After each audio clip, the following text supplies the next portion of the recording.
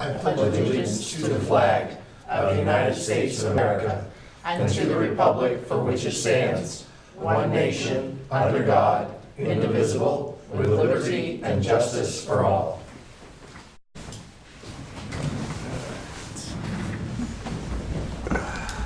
Now call this meeting of the Town Council to order.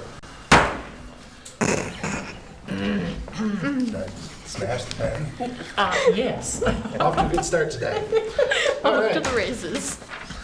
The first order of business are public announcements. Details may be found at www.fairfieldme.com. Absentee voting is October 7th through October 31st. Non-emergency town services will be closed on Monday, October 14th in observance of Indigenous Peoples Day. The 2020 dog licensing tags will be available at the town office on October 15th. Okay. Current 2019 dog licenses expire on December 31st. The annual Household Hazardous Waste Day will take place on Saturday, October 26th from 8 a.m. to 12 p.m. at the Winslow Public Works Garage. Residents of Fairfield must pre-register at the Fairfield Town Office to participate. Okay. National Drug Take-Back Day will take place Saturday, October 6th. Unwanted medication will be dropped off from 10 a.m. to 2 p.m. at the Fairfield Police Department. The Lawrence Public Library will be hosting their annual Halloween event on Thursday, October 24th from 6 p.m. to 8 p.m. Second order of business are public hearings. There are no public hearings scheduled at this time. Third order of business are public comments. Members of the public may speak to the council on any item or reserve the right to speak on a specific item that is on the meeting agenda when the item is addressed. Is there any member? Move on to the fourth order of business, report from staff and committees. We'll begin with the town manager's report. So, as reported in my town manager's report last week, this past Monday, not this past Monday, but the 30th of September, we did attend court regarding the Robert Dale property. If signed copies of the phased cleanup are submitted to the courts, there'll be no need for us to return. And so far, both parties are agreeable to the way the plan is working out. There's some minor changes that need to be made. So far, so good. And the first phase of the project, which was to ensure that there was a 15-foot buffer between the Robert Dale's property and the antique mall next door, has been completed. That was inspected today. That is all done. I witnessed that also myself, and then we have marked out some phases to start the phased cleanup piece. So it is going quite well. Good. And then on October 3rd, the assessor, code enforcement officer, and I met with representatives of the New England Quakers regarding the property that they own on the Mill Road. The church is no longer active, and they are looking for options regarding potential changes of use at that location. The church and the cemetery are one property, and there's some nuances. So we're helping them try to work through and navigate those pieces. And then also I was contacted last week regarding a possible senior housing project to be located in town. And it's at a property that we have a housing TIF for. So I've been working with those folks and trying to collect that data and answer their questions over the course of last week. Cool. And then also, just so you're aware, believe it or not, the 2020-21 budget year funding request letters for our nonprofits have gone out. If there are any nonprofit organizations that is not currently on our list that the council is aware of, could you let us know so we can make sure that we send them appropriate notification? So, and that is it. Okay. Are there any other committees that wish to report at this time? Seeing none, we'll move on to the fifth order of business, the consent agenda. There are two items on the consent agenda that will be considered together and will be dealt with in a single vote. Any member can ask an item be removed from the consent agenda at any time. The items are 1998, ordered that the town council hereby waives the reading of and accepts the minutes for meeting number 2019-17 held on September 25th, 2019. So There's two things.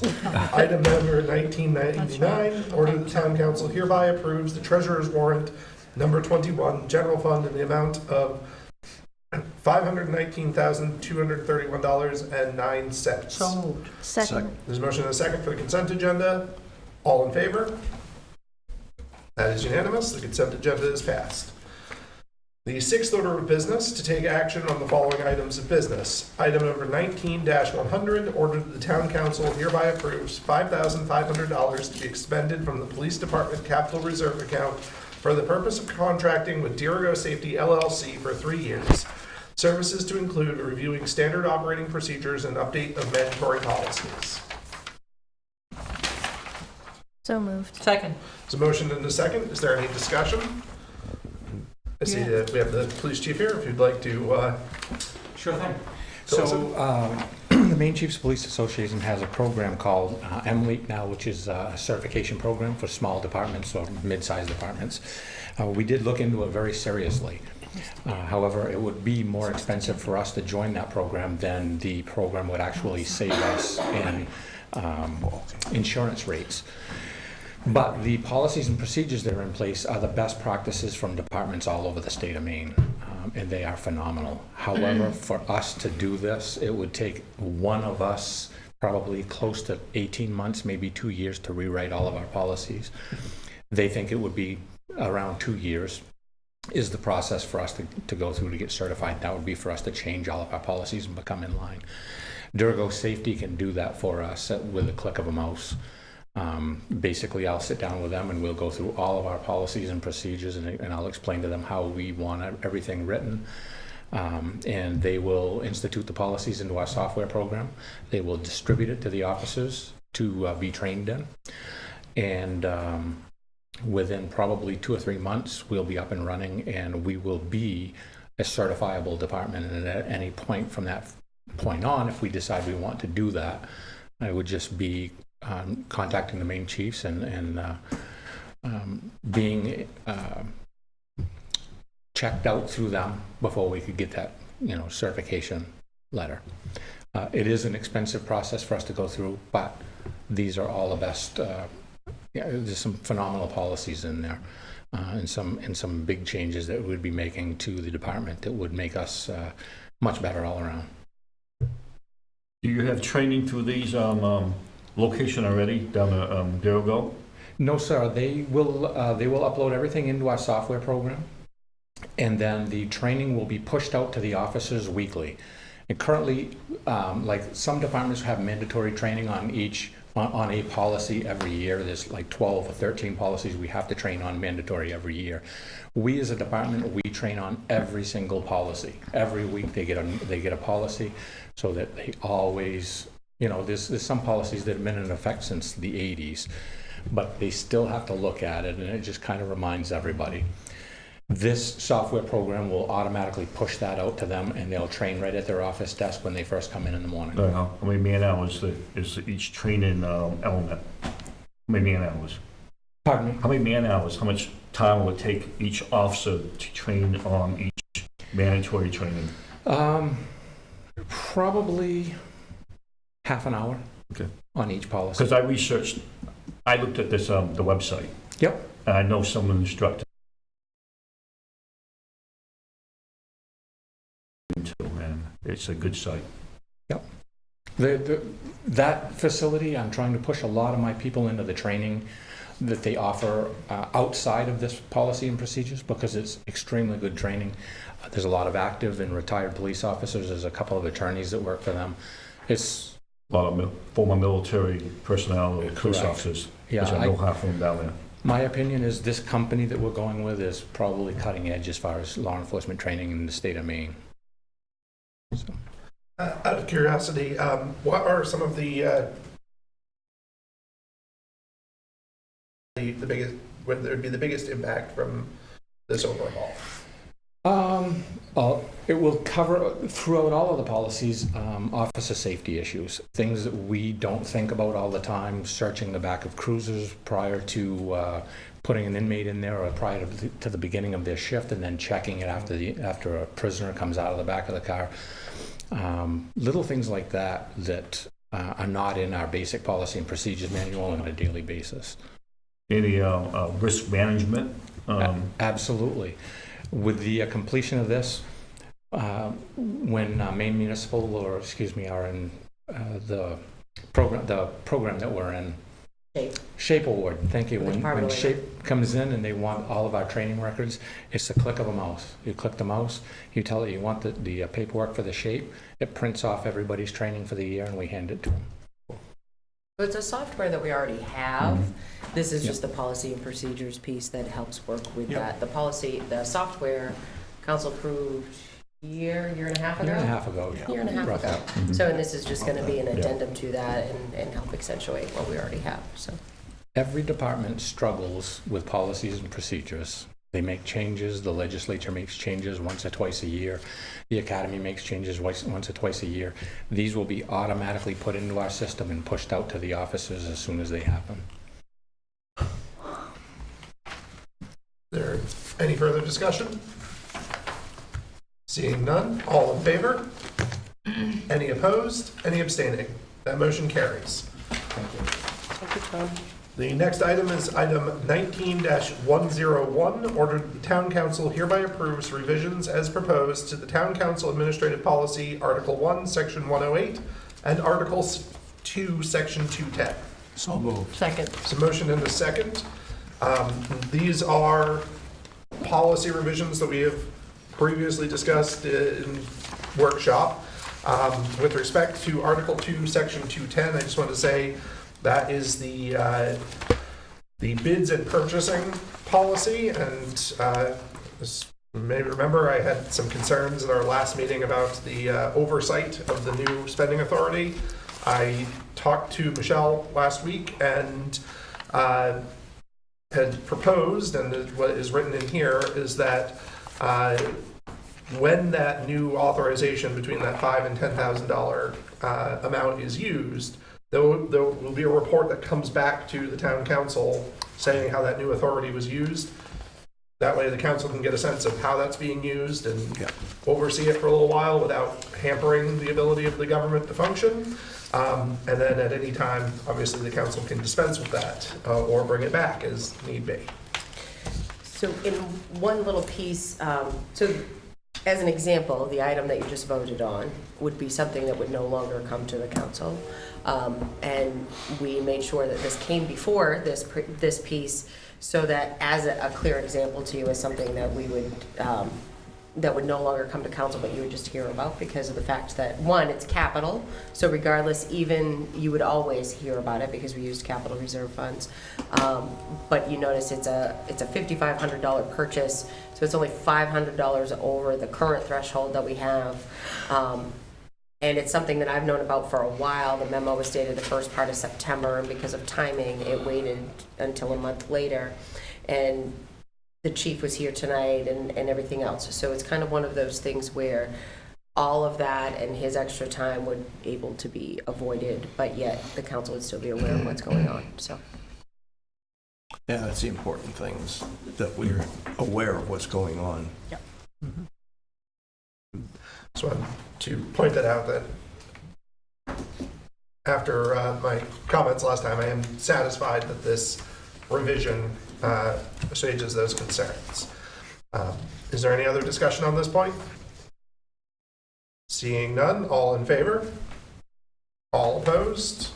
All abstaining? That motion carries. We'll now move on to the seventh order of business, council workshop and other business. The first item is to discuss the King Foundation grant. And we received a memorandum and then a copy of a proposed item of public art. Would you like to introduce this Sure. topic? So the proposed mural that I sent you is what actually kicked off the conversation. It started at an economic and community development meeting, where as we were looking for things to do within the downtown, and murals are a good piece. And of course, we've been looking for quite some time to something to do in regards to the train trestles and try to help dress those up where they are predominant features in our downtown. So stemming from that conversation, there was an article in the Bangor Daily at the beginning of the spring where the city of Bangor used Stephen King Foundation to fund murals as well as some other funds in their downtown. So the way the Stephen King Foundation works is typically they like to know that it's been at least 2 years since your municipality has received a grant from them. It just gives the opportunity for other folks to be funded. And we are coming at the end, we are now at the end of our 2-year cycle. Our last grant was actually the turnout gear washer and dryer for the fire department. 2 years prior to that, we had had a grant to fix the roof at the library. So we thought that this would be a really good fit for this. Nothing has been set in stone as to exactly what the murals look like, but we are thinking of going along the lines of, like I had said in my memo, our natural resources, agriculture, what have you. But this is certainly just a catalyst for the council. The grant deadline is next week, and we're not sure, like I said, yet whether we'll even receive funding, but we wanted to have a conversation with the town council, see if it is something that you are on board with, and whether or not you have some input as to how this process would work. The railroad is okay with this. So that's also part of our process. Yeah. I have spoken to a gentleman at the railroad who has said some of these locations belong to the town and not the railroad, but to email him, he'd get us the permission. We've emailed him twice. So we're still waiting on that fact. Obviously, we can't paint on railroad property without their Right, well, permission. I just remember when we were The same initially trying to put this pieces of- together, they were giving us a Right. hard time about Right. painting their Things. beautiful, And that was beautiful- when it was, beautiful sites. Yes. the piece was attaching murals to the actual metal overpasses themselves. That's true, yeah. This is actually going to be on the concrete paint right onto abutments the- underneath. It's not gonna be overhead. Oh, it's It'll gonna be be underneath. underneath. Yeah, Okay. because that's where, the train piece itself is what has caused the issues. So the underneath where the train doesn't actually pass next to. Now, I have the a silly problem question, is though. how are we going to make that underneath part so it can be actually painted? Because those underneath parts are You a have to prime- nightmare. You gotta prime it with a different kind of Primer, paint. no. So, you need with a to- different You need kind to of- concrete it, you don't need to Well, prime it. I meant you have to prepare it to be painted, but I do have So a the question. areas would need to be cleaned. and I know it that's- sounds strange, but that piece that you're talking about is actually on Fairfield property, is it not? So But that's the railroads are weird. question.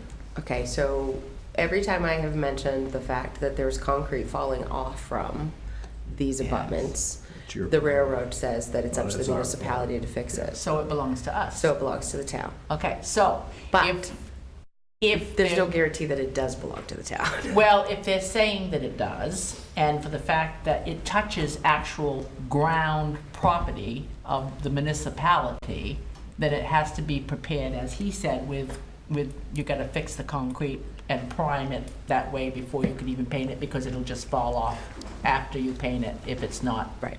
had something done to it to shot it up or fix it or Make sure whatever the you're gonna paint do. is- But if it's right. sitting on Fairfield property, then it's Fairfield property.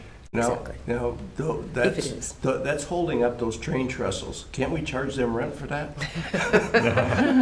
I'm sure they'd like It's that. our property. I'm sure they'd like that. But, no, but actually it is on Fairfield property, the thing that holds it up. I mean, what they're going across is theirs, but what's holding it up is ours, right? Basically. That's the question. Yeah. Nobody has confirmed or denied either, and that's what we need them to do. So that is part of our process and making sure we have that in place before we do that, because obviously we're not going to paint something that we're not guaranteed. Well, they're already painting Right, it. I that mean, I was down we need there to. the other day, and I mean, there's graffiti all over That's it. true. I mean, They it's are like, spray it's painted been everywhere. painted already. So In fact, hopefully there were it will several children down detract there from that. painting on there, actually, while I was down there. So, and I didn't, I just stood and watched them spray paint on there. I said, I don't think it's really my place to be doing that. It's kind of, up to law enforcement. But I stood there and watched them paint on the abutments underneath, and I'm like, yeah, okay,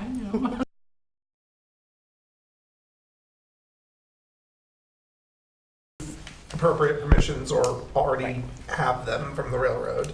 I mean, personally, I'd be very much in support of receiving a grant to promote some public art and downtown beautification. I think that we've been debating this before I was even on the council. We were talking about what we want to do with the downtown railroad areas. So I think that it would be great to see this. What I would personally like to see is a put as to what the ultimate selections for these pieces of art are. I Well, think that, tasteful, of course, right. well, tasteful, I mean, I think agricultural or natural resources are hard to have a non-tasteful outcome there. But I mean, in terms of a real effort to engage the community in the proposed designs and make sure that we have public buy-in for public art, because I think we've all seen places where they didn't go through that process and the art became, you know, a sort of cliquish thing that the community didn't feel invested in, and it wasn't successful. And the efforts that were put into investing in public art had to be put into moving or divesting from that Right. public Well, art. if you drive down downtown Waterville now, you'll see on a lot of the sides of a lot of buildings are a lot of murals, which are very nicely done and very tastefully done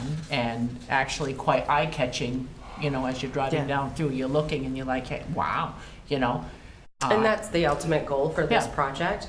And we can come up with a way in which the public can vote on submitted selections and that sort of Sure. stuff.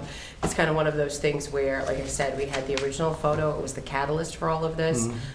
We have no ideas in mind as to who would do or what the next ones would be or whether this would even be one, but it definitely was the catalyst for it. So we certainly can come up with a polling process and May that I sort of ask stuff. who submitted this?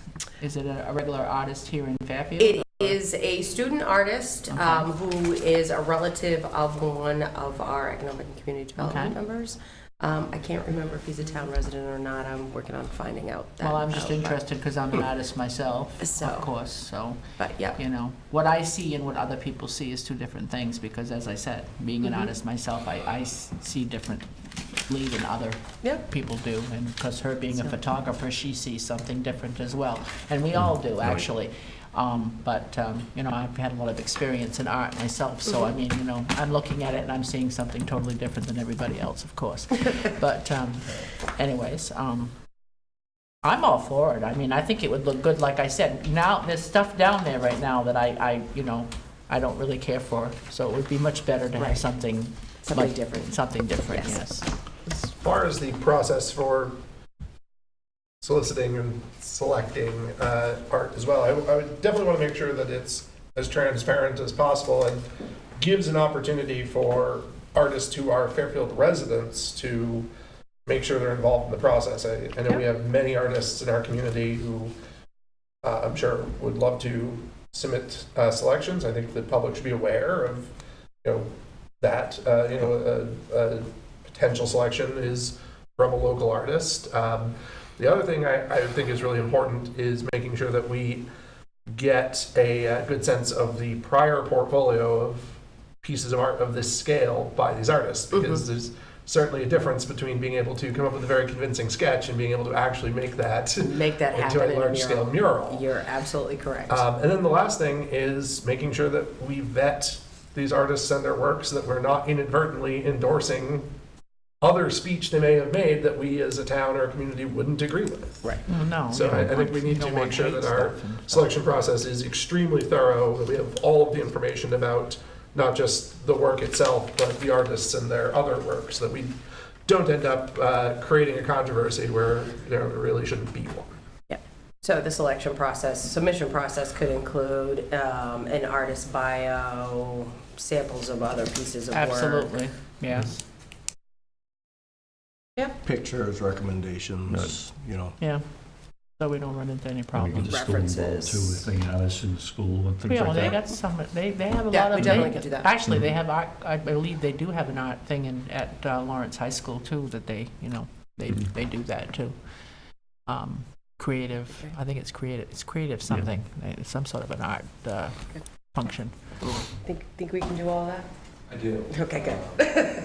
The Growth Council, that's why Garvin is here this evening. Yeah. The Growth Council is helping on this grant application. In fact, they've taken the lead on that so Good. that we can get this in and get it taken care of. So and Excellent. we'll go from So there. just in case, you know, somebody needs us to like actually say a quick poll. Are we just, as a council, generally in favor of pursuing this grant? And if so, please raise your hand. All right, so the sense of the council is that we want to pursue this grant. Good.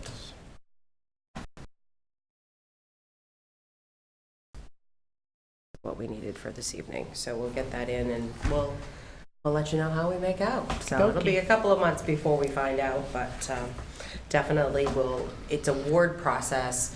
Could get us on track to really start doing something early enough so that we could be ready to paint late spring. I would Yeah, hope so. spring, 'cause I was gonna say,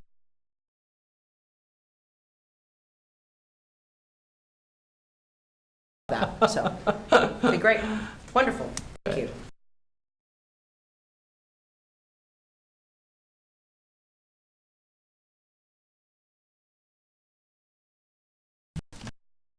Just wanted to get your thoughts on potentially some areas in which we can do some landscaping.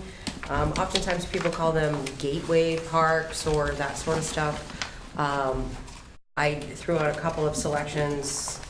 One is the triangle that's Upper Main Street and Skowhegan Road near the Purple Cow. There's also the park down here by the fire station that needs to be fixed and spruced up a little bit. There's also some grass area there in front of what we use for the lighted tree and the town sign that could be addressed, and with some plantings and those sort of around the things. monument, that needs Yeah. to be some stuff picked out Some of there stuff too. I was there. over there last week and. So, and just some of those things, and what I'm thinking about doing is actually doing an RFP for those services, whether it be for the design and maintenance.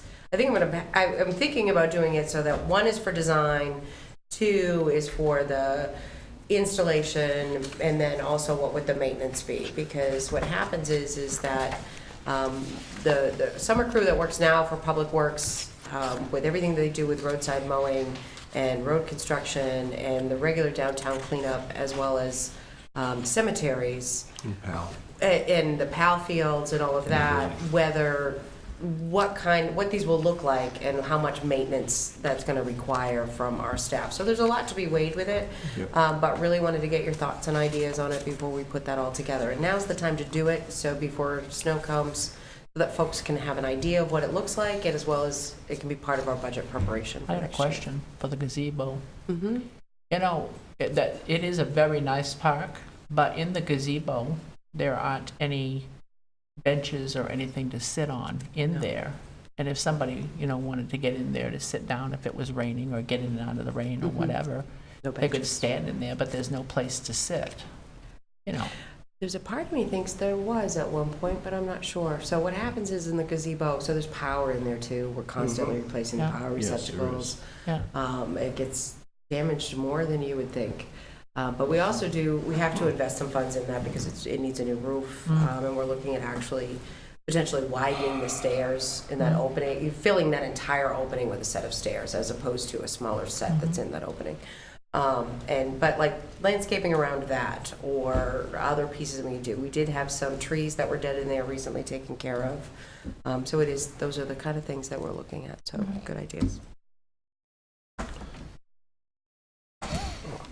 I'm definitely in favor of It would be helping the downtown Oh, yeah, area look absolutely. like a place people want to hang out and invest in. Yeah, it's I a think nice park. We've done a great job with respect to revitalizing facades, getting new businesses, and showing that we are putting our municipal efforts towards keeping those businesses and that progress in place, I think is very important. Good. Yep. Okay, well, if you happen to be traveling through town and you see an area and you think, oh, that's town-owned and might be a good place to do something, just either send me an email, give me a call, because we're looking for some places and stuff, so, good. Thank you. Okay. Is there any further discussion on the streetscape RFP? Seeing none, we'll move on to discussing other council business. Let's start with Mr. Lawrence. Evening. Window dressers, starting up Wednesday, October 16th to the 21st. They're looking for volunteers to help set up and work the event because they got about 200 inserts to produce. And 41 of them are going to the Grange. So just 4 hours or just a little bit of your time to come out and support the Grange and the personnel who work there. I'll be there working, so is represented with Nikki At one time, we'd be working that, we've done it for 4 years, and it's a great event. And also too, if any residents that have any inserts that are, need repairing, bring those too, they will repair them on the spot. Thank you. I also too, I attended the MMA convention, October 2nd and 3rd, up in Bangor. It was a very good event. And was talking about our bicentennial birthday coming up in next year, so that's it. Excellent, thank you. Mr. Bishotti? Nope, I'm good. Ms. Chandler? Nothing for me tonight. Ms. Boosk? All set. And I just want to encourage people to enjoy the long weekend and do so responsibly. So, with that, the next regular meeting of the Fairfield Town Council will be on Wednesday, October 23rd, 2019. At this time, the council will recess and sign all documents that require the signature of council members. Is there a motion for a recess? So move. Second. There's a motion and a second. If there is no objection, we are in recess.